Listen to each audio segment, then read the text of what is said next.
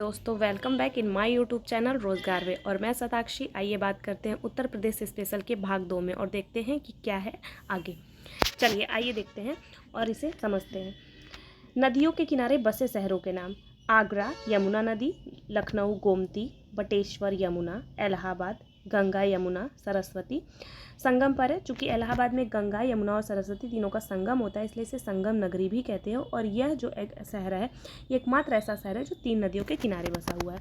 कानपुर गंगा, वृंदावन यमुना, गोरखपुर राप्ती, मथुरा यमुना, राजघाट गंगा, जौनपुर गोमती, वाराणसी गंगा, हमीरपुर यमुना, कौसाम्बी यमुना, सुल्तानपुर गोमती, गाजीपुर गंगा।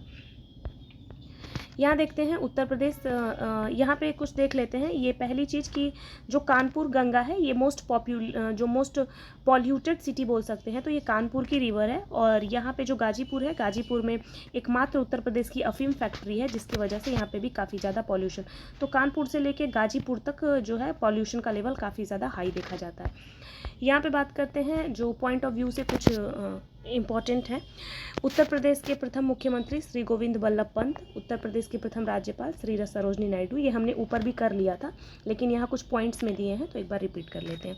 उत्तर प्रदेश विधान सभा के प्रथम अध्यक्ष राजर्षि पुरुषोत्तम दास टंडन थे। इनके नाम से एक ओपन यूनिवर्सिटी भी चलती है उत्तर प्रदेश में। उत्तर प्रदेश विधान परिषद के प्रथम सभापति चंद्रभान थे। उत्तर प्रदेश की प्रथम महिला मुख्यमंत्री श्रीमती सुचेता कृपलानी थी। उत्तर प्रदेश की एकमात्र आणविक परियोजना नरौरा बुलंदशहर में है। मोस्ट इंपॉर्टेंट, इसको टिक कर लीजिएगा, एग्जाम में बार बार पूछा जाता है। प्रदेश का सबसे बड़ा औद्योगिक नगर कानपुर है। सबसे बड़ा दरवाज़ा बुलंद दरवाज़ा फतेहपुर में है। महात्मा बुद्ध ने अपना सबसे पहला जो उपदेश है वो वाराणसी के सारनाथ में दिया था। स्वतंत्रता का प्रथम संग्राम 1857 ईस्वी मेरठ में हुआ था। काशी विद्यापीठ में पठन पाठन 1921 में महात्मा गांधी ने आरंभ किया था। अयोध्या का प्राचीन नाम अजैसा था। प्राचीन काल में कन्नौज को कान्य कुब्ज के नाम से प्रसिद्ध था। उत्तर प्रदेश का इतिहास देखते हैं। उत्तर प्रदेश के इतिहास को 3 कालों में विभाजित किया गया है। हम पहला देखते हैं प्राचीन काल। प्राचीन काल में गंगा के मैदान में स्थित उत्तर प्रदेश का क्षेत्र मध्य देश कहलाता था। मध्य देश वर्तमान उत्तर प्रदेश में कुरु, पांचाल, काशी, कौशल, सूरसेन, चेदी, वत्स तथा मल्ल महाजनपद स्थित है। ये देखते हैं हम, जो ये प्राचीन काल में जो महाजनपद हुआ करते थे वो टोटल मिला के 16 महाजनपद थे, जिनमें 8 महाजनपद जो थे वो एक उत्तर प्रदेश से थे। नेक्स्ट, मिर्जापुर, बुंदेलखंड और प्रतापगढ़ के सरायनाहर क्षेत्र में खुदाई के परिणाम स्वरूप प्राप्त प्राचीन और नवीन पाषाणकालीन औजार हथियार तथा मेरठ के आलमगीर में जो हड़प्पाकालीन वस्तुएं मिली हैं, उनसे यह ज्ञात होता है कि यहाँ का इतिहास बहुत प्राचीन रहा है। मध्य पाषाण काल मानव के स्केल्टन यानी कि अस्थि पंजर के कुछ अवशेष प्रतापगढ़ के सरायनाहर राय तथा महदहा नामक स्थान से प्राप्त हुए हैं। तो प्रतापगढ़ में ये जो 2 जगह दिया हुआ है, पहला एक सरायनाहर और दूसरा महदहा, ये दोनों प्रतापगढ़ में स्थित है। मध्य पाषाण युग के विशिष्ट औजार सूक्ष्म पाषाण पत्थर से बनाए गए औजार भी दक्षिण उत्तर प्रदेश में पाए जाते हैं। इलाहाबाद जिले के 9 पाषाण स्थलों की यह विशेषता है, यहाँ ईसा पूर्व 6ठी शताब्दी में भी चावल का उत्पादन होता था। तत्कालीन बर्तनों में पॉलिश वाला मृदभांड, धूसर, मृदभांड, मंदवड़ आदि भी अतरंजी खेड़ा, राजघाट, कौसाम्बी और शोक में मिले हैं।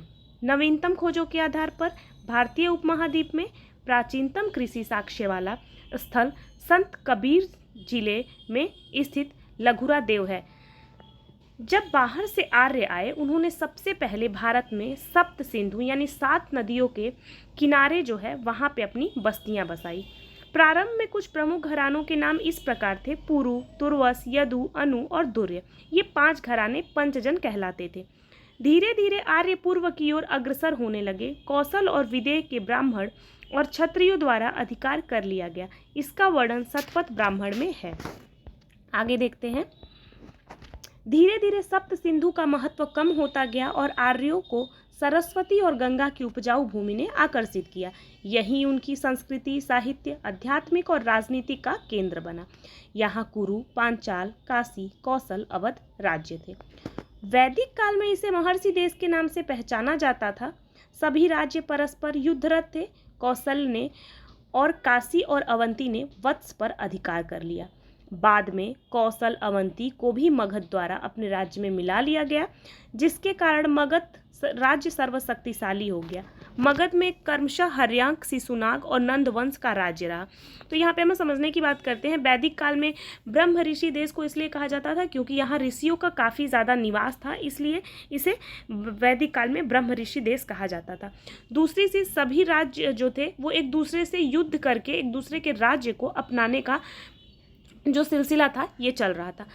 जो कौशल था उसने काशी और अवंती को और वत्स काशी, अवंती और अवंती ने वत्स पर अधिकार कर लिया। बाद में इन सभी राज्यों को जो सबसे प्रमुख उस टाइम में सबसे शक्तिशाली राज्य मगध डायनेस्टी थी, जिसका जो कैपिटल था वो राजगीर था। इसके जो कुछ इम्पॉर्टेंट जो इसके राजा थे वो हर्यक, शिशुनाग और नंद वंश, मतलब डायनेस्टी की बात करें तो इसकी ये डायनेस्टी थी।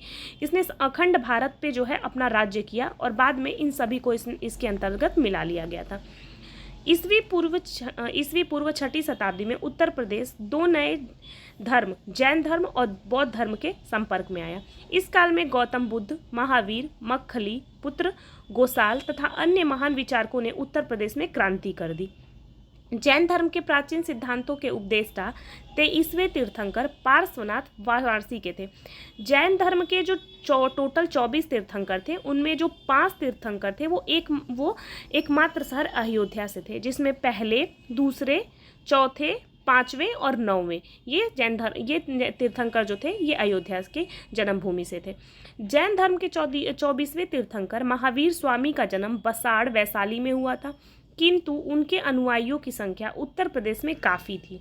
उत्तर प्रदेश के मथुरा में कंकाली टीले के भग्नावशेषों में किसी समय पर निर्मित एक भव्य जैन स्तूप का पता चलता है। मध्य युग के प्रारंभ में निर्मित अनेक जैन धर्म स्थल यहाँ आज भी देवगढ़, चंदेरी और अन्य स्थलों पर सुरक्षित हैं। नेक्स्ट देखते हैं। गौतम बुद्ध ने बोध गया में ज्ञान प्राप्त करने के बाद सारनाथ में अपना प्रथम उपदेश दिया, जिसे बौद्ध ग्रंथों में धर्मचक्र प्रवर्तन के नाम से जाना जाता है। 6वीं शताब्दी में 16 महाजनपदों में गहरी प्रतिस्पर्धा चल रही थी। तत्कालीन राज्य और उनकी राजधानियों के नाम निम्न प्रकार है। आइए देखते हैं महाजनपद एवं उनकी राजधानियाँ। वत्स इलाहाबाद के आसपास का क्षेत्र, इसकी राजधानी कौशाम्बी थी। कौशल, जिसे आज का अवध मानते हैं, इसकी जो राजधानी थी वो 2 थी, साकेत और श्रावस्ती। कुछ राजधानियाँ ऐसी हैं जिनके जो राजधानी है वो 2 थी, जिनमें कौशल, अवध भी था। अवध की जो राजधानी थी वो 2 थी, एक साकेत था और एक श्रावस्ती था, आज का अयोध्या और गोंडा। मल्ल, इसकी राजधानी भी 2 थी, कुशीनगर और पावा। काशी, बनारस, अंग, चंपा, मगध, गृहब्रज, राजगृह, बिहार शरीफ के पास राजगीर। राजगीर में एक क्वेश्चन बहुत इंपॉर्टेंट जो बार बार एग्जाम्स में पूछा जाता है कि गौतम बुद्ध ने अपना सबसे ज़्यादा समय कहाँ बिताया, तो वो राजगीर था।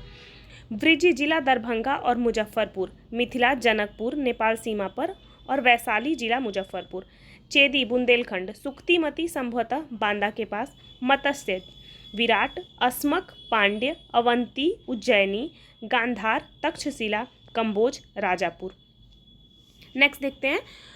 बौद्ध धर्म के प्रवर्तक गौतम बुद्ध का जन्म नेपाल में लुम्बिनी नामक स्थान पर हुआ था। बुद्ध ने अपने जीवन के सर्वाधिक उपदेश कौशल राज की राजधानी श्रावस्ती में दिए थे।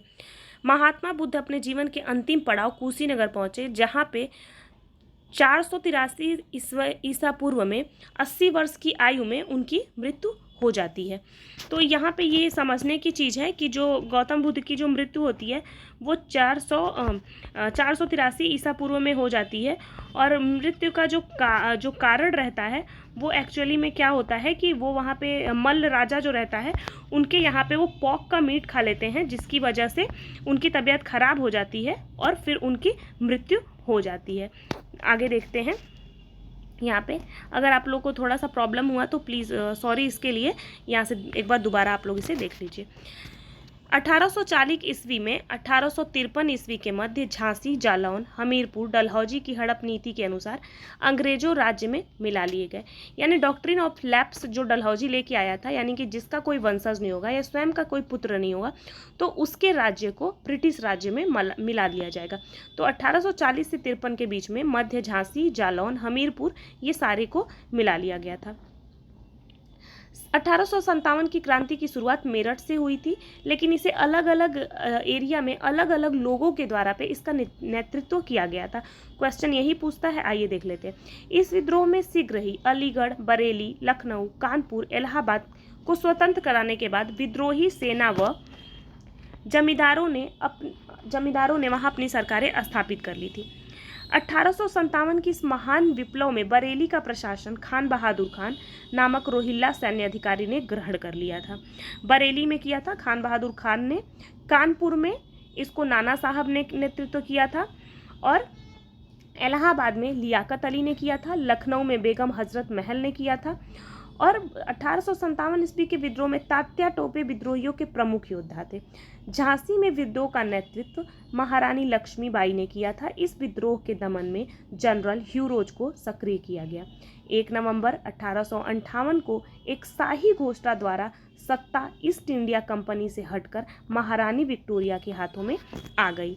1858 ईस्वी के दिल्ली डिवीज़न को उत्तर पश्चिमी प्रदेश से अलग करके प्रदेश की राजधानी आगरा से इलाहाबाद स्थानांतरित कर दी गई।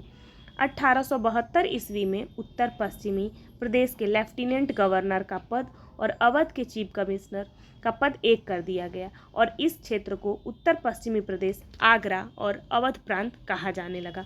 1902 में इसे आगरा और अवध के संयुक्त प्रांत के नाम से जाना जाने लगा। सन 1923 में चित्तरंजन दास एवं मोतीलाल नेहरू ने इलाहाबाद में स्वराज पार्टी की स्थापना की थी। भारतीय राष्ट्रीय कांग्रेस के उत्तर प्रदेश में सन 1947 तक कुल 9 अधिवेशन हुए थे।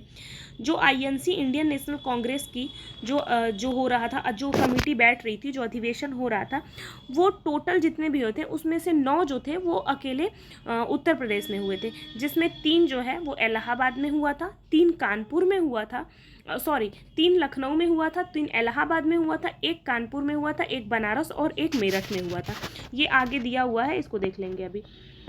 5 फरवरी 1992 को गोरखपुर स्थित चौरी चौरा नामक स्थान पर भीड़ ने एक पुलिस स्टेशन को घेरकर जला दिया, जिसमें 22 पुलिसकर्मियों की मृत्यु हो गई थी। उपर्युक्त घटना से आहत होकर गांधी जी ने 12 फरवरी 1922 को समय से पूर्व ही असहयोग आंदोलन को समाप्त करने की घोषणा कर दी थी।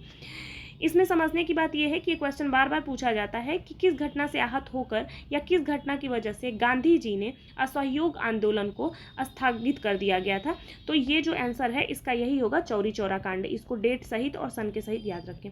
संयुक्त प्रांत में लखनऊ के समीपवर्ती क्षेत्र में सन 1920 से 22 के मध्य किसानों के बीच चले एक आंदोलन का नेतृत्व मदारी पासी नामक किसान ने किया था। ये भी क्वेश्चन एग्जाम के पॉइंट ऑफ व्यू से काफ़ी इंपॉर्टेंट है। 1937 ईस्वी में इसका नाम संयुक्त प्रांत कर दिया गया। इसका वर्तमान नाम उत्तर प्रदेश 12 जनवरी 1950 ईस्वी में हुआ था। राज्य पुनर्गठन आयोग की सिफारिशों के बाद संयुक्त प्रांत का नाम बदलकर उत्तर प्रदेश कर दिया गया। 1 नवंबर 1956 को राज्य का वर्तमान स्वरूप अस्तित्व में आया।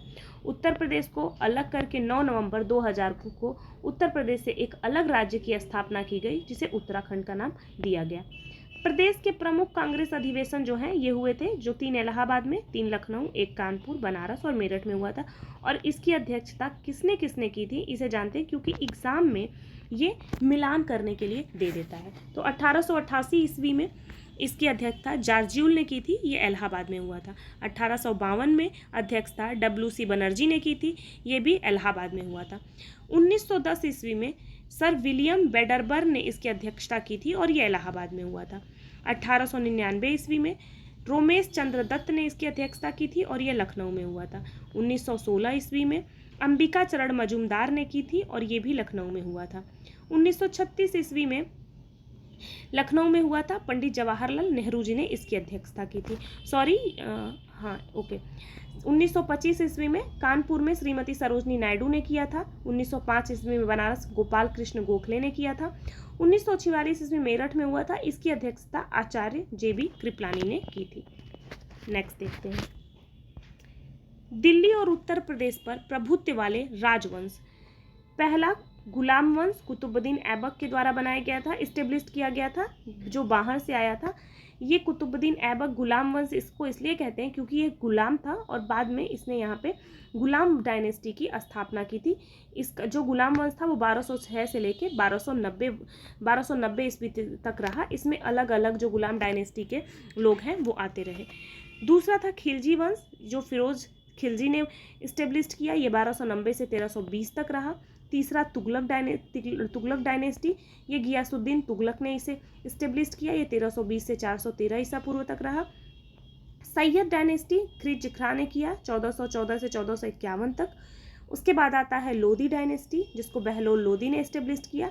ये 1451 से 1526 तक आता है। 1526 में उसके बाद से मुगल वंश आता है। पानीपत की लड़ाई 1526 प्रथम, उसके बाद मुगल डायनेस्टी की शुरुआत होती है, जो बाबर ने किया था। ये था 1526 से लेकर 1707 ईसा पूर्व तक।